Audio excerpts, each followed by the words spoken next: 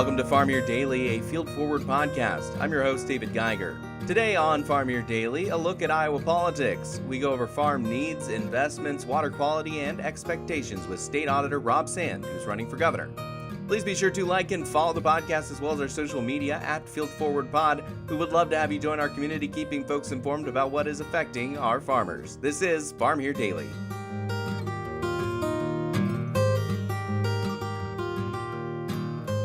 And joining me on Farm Here Daily, we're going to have a conversation with the State Auditor of Iowa, Rob Sand, also a candidate for governor here. Rob, thank you so much for joining me. I'm really excited to chat with you. And let's just jump right in. Can you tell me a little about yourself? We do talk farm here, so do you have any farm background or do you have any relationship to the farm? Sure. Yeah, happy to be here with you, David. Thanks for having me. My dad's joke, I guess. So I grew up in Decorah. I was a town kid, but his joke was always that he farmed for 6 months because his parents moved off the farm when he was 6 months old. So town kid personally, but my first job was actually catching chickens, technically capons for Wapsie Produce. If you don't know the difference, I'll assume that this is polite company and I won't explain it. But I started doing that when I was 14. And obviously most folks probably understand this, but that wasn't like Rocky chasing the chicken around for training. It was in huge barns, pulling up on a giant truck and turning off the lights, grabbing all the capons and lifting up to the guys on the truck. And you'd go until as many trucks as came were full. If you didn't have very many people who came along, that meant you had a lot more work to do. But you were just there until the job was finished. So I had an early start in ag, I suppose you could say, in that regard. And worth adding to that, my wife's family's business is ag related. LGI, they're in Ankeny.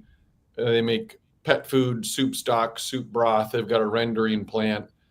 So they're all over Iowa doing that kind of stuff as well. But happy to be here with you. Happy to be talking about what's a really crucial industry in the state of Iowa. 25% of the world's grade A farmland. This is where it happens. I think that your story there is very important to Iowa as a whole because our economy is so dependent on agriculture and the farmers that we have. So as someone who also was a town kid, whose first job was also doing some basic ag things, I was just germplasm security at Pioneer in Johnston and just going down measuring rows of corn, essentially.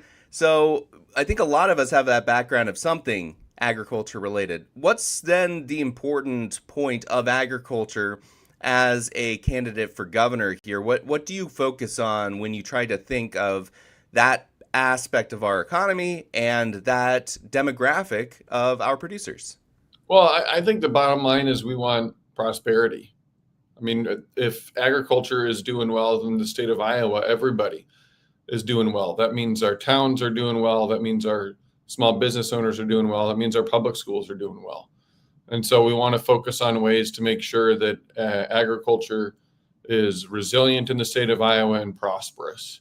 There's a lot of different pieces of that. Certainly, I do think that one of the challenges we're facing is what's going to happen with the transfer of Iowa farmland, as so many of our landowners are getting up and long in the tooth, as you might say, and getting hopefully getting that land into the hands of other Iowans who are here, who want to be out farming, growing, and producing. I think that's a big challenge for us going ahead. But generally speaking, it's, look, how can we make sure we're being prosperous?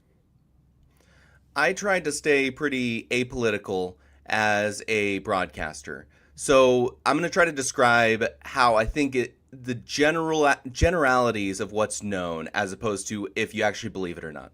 And so I think a generality is the Republican Party is known as a party of small government etc. So that's is pretty popular among small towns and small communities. While Democrats are more known for imposing some regulations of sorts. And that is the perception that is seen in rural America, once again, regardless of if you think that's For actually sure. true or not. I think I've seen a couple members of the Democrat Party, which is the party that you are involved with in running for governor, make a shift towards saying essentially the government, it's important to have protections from the government, but they're not the only ones who can limit freedom. And is that kind of an angle you're taking when you're talking about that, in terms of that's what folks should really view regulation as, is helping protect people from companies or industries that are too big for them to handle? I guess I'll step back because once we start talking politics, I want to help people understand my approach to it. I don't really like political parties. There's more than two ways to think. And when we pretend there's only two ways to think, it's when we lose all ability to reason.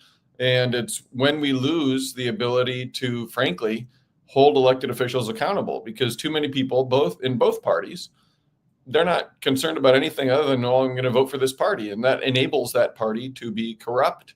It enables them to be greedy. It enables them to be lazy and not solve problems. My bottom line is I don't think that either the Democratic or the Republican parties solve enough problems to deserve a monopoly on our choices at the ballot box.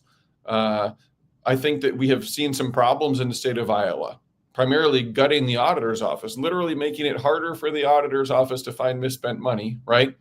And that sort of thing results from 10 years of one party control. But if you are thinking that all those problems are just because it's the wrong party that had 10 years of one party control, you should visit California or New York. Right? This is a human nature thing. Power corrupts and absolute power corrupts absolutely. And when the auditor's office in our first term, we found a record amount of misspent money, and their response to that after I get reelected was to make it harder for us to find misspent money, then something's wrong.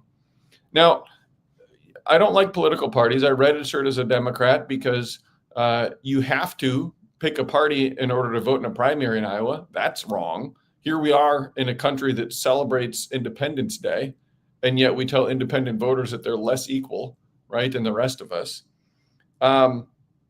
And so I look at this situation and I say, well, yeah, I'm a registered Democrat, but I didn't leave my independent mind behind. I registered as an independent when I first registered to vote. My heart is still in the idea that we should think for ourselves. So this is an interesting issue, an interesting point to look at this from, because I actually am a believer that the government that governs most locally, typically, and this is a complicated issue that we could talk about the rest of the day, right? Yeah, absolutely. Typically, the government that governs most locally governs best, and yet the party that's supposed to be the small government here in Des Moines, the party of small government here in Des Moines, has continually been restricting home rule. They have continually been restricting what cities and counties can do, and continually been restricting by adding unfunded mandates onto what local government can do. So my tendency is, let's talk issues, let's talk facts. When you try to say this party's that and the other party is this thing, I think it all just falls apart because I don't think that that's really true. I think at the end of the day right now, people in both parties are just too focused on cheering for a team and rather than actually figuring out what the truth is and what's right. With that philosophy in mind, then, and going back to the earlier question, let's change it to, let's talk about the nuance then of how do you involve accountability for local, smaller versions of government, accountability for larger versions of government, and accountabilities for all the agents or possibilities of influence on freedom that include companies and use of land and all of that. How do you balance all of that involving that Atkins quote that you used of power corrupts, where he also mentions, we shouldn't give too much grace to king or pope? Yeah. Amen. um, I guess I would say this. I mean, part of the problem right now is there's not enough thinking. There's too much reacting. And when we don't have real choices at the ballot box, when we feel like we're kind of trapped between, well, you haven't done much for me lately, but on the other hand, you're scary. It's hard for us to really get good results on anything. And so our problems compound and manifest, and we get angrier with each other because we're just being told, well, all the politicians have figured out it's easier to demonize your opponent, and tell people that they're trash than actually solve the problems. So the regulatory question to me is it always is fact dependent, right? Because I can't agree either with the people who say, oh, the answer on regulation is more, or the people who say, oh, the answer is always less. And an interesting way to think about this, I think, that is, what would basketball be if we didn't have all the rules, right? It'd be MMA. Every sport has different rules because they want to create a different sport. And it's really fun to watch basketball. I like watching football a little bit more, but same answer. You've got to have different sets of rules depending on what it is that your goal is and where you're trying to get to. Sometimes that means more, sometimes that means less. Let's talk policy then from a local Iowa perspective. What is farm or ag policy you would like to see if you were elected governor, or if you were working with the parties that were in control at the time, say it's Republican or Democrat? What would be the points you would like to advance? Number one, and maybe this isn't in order, but I can think of two off the top of my head. And we should certainly be making sure that every single producer or grower that's signing up for conservation measures is getting funded. Those cost share issues are really important. And it's frustrating to me to see politicians refuse to fund those at the level that farmers are asking for them, right? I have a lot of people come to me. I'm doing 100 town halls this year. If you're listening and you want to come out and listen, robsand.com/events. You can come have an opportunity to hear me. Everybody's welcome, and we're having very good mixed attendance of Democrats, Independents, and Republicans. Most of the time, there's somebody who asks me about water quality. And I always remind them, farmers want to do a great job with conservation, but oftentimes the cost share for what the programs are that they're signing up for, they run out of money before all the people who put the effort into putting in applications, to putting together the paperwork, before those folks actually get the funding that they want. So that seems to me to be the bottom line. I think that would be a really good thing to do. We should be making sure that the people who want to implement more practices and just are asking for a cost share have the freedom, right, to do that. And then I think I'd go back to number two. I mean, just long term, right? We're supposed to be here as stewards for the brief time that we have. I am worried about a future where a lot of this farmland in the state of Iowa gets gobbled up by private equity firms, gets gobbled up by foreign interests, and Iowans are left not owning Iowa. I do not like that idea. And I think we need to be thinking creatively about many different ways to make sure that Iowans can continue to own the state of Iowa. I think another issue that impacts Iowans very deeply, but is hard to control, especially as governor, is trade. We are very export dependent here for our crops, and nationally, when Democrats were in power, there was not an emphasis on trade a few years ago. Right now, the Republicans have an emphasis on trade, but they're also implementing tariffs, which are hurting farmers quite a bit. How do you approach trade from a state level? Well, bottom line for me is I want to represent Iowa. You can't quite see it, but over there it says Governor for, and over here it says all. I want to be a governor for all. That means if the president is another party and they're doing something that's good for Iowa, I'm going to want to do stuff that's good for Iowa. But if the president's in another party and doing stuff that's bad for Iowa, I'm going to say, hey, this is bad for Iowa. So trade is a piece of that. Absolutely. Right. And we knew this was coming, right?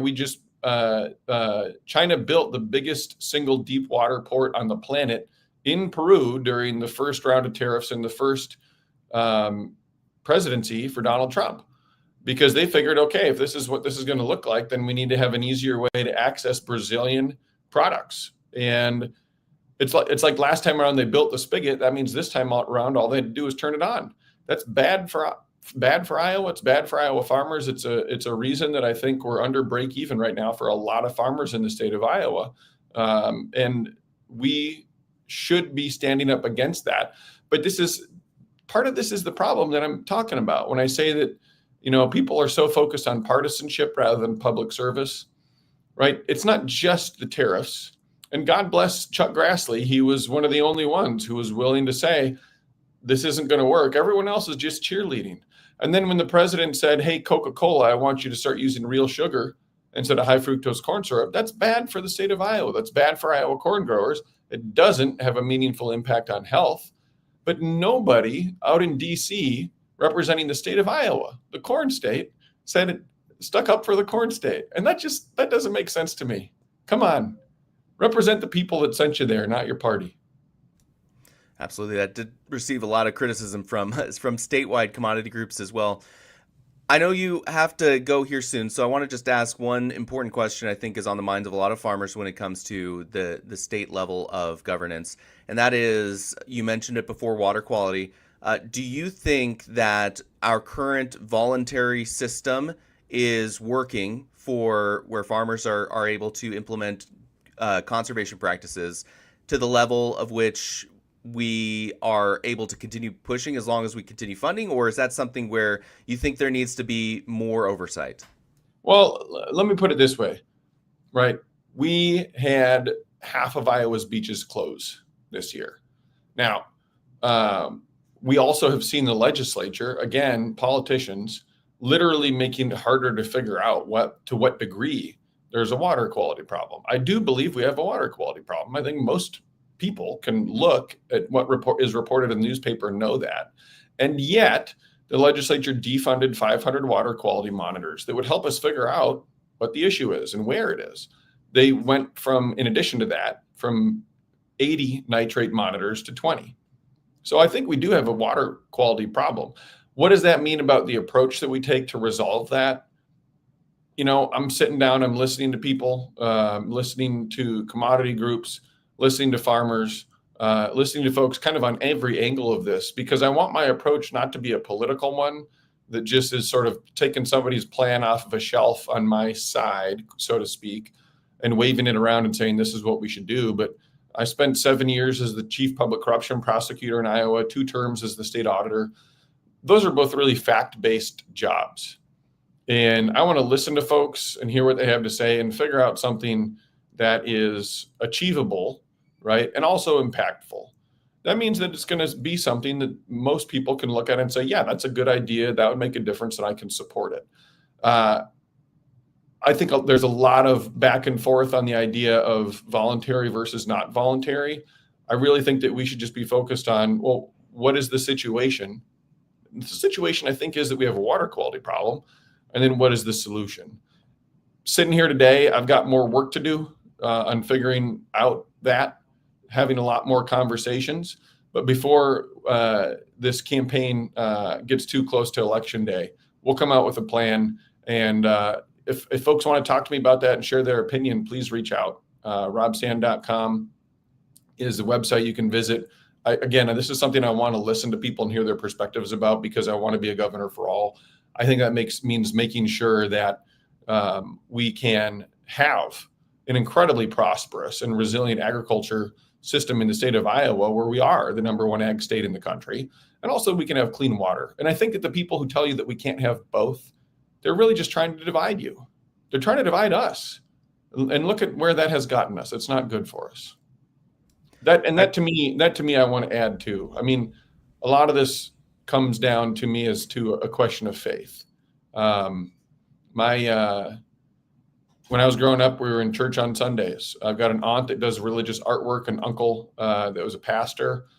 My second son, actually, his name is Axel, because when my wife suggested the name, I finally did something smart, which is that I thought, I don't like that name, and that I kept my mouth shut.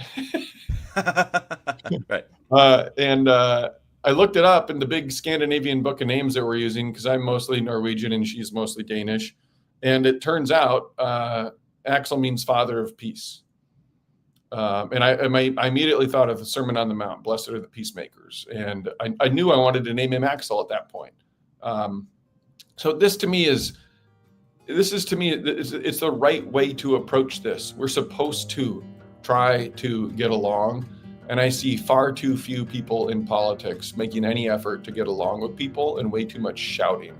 We need to do more listening and more collaborating.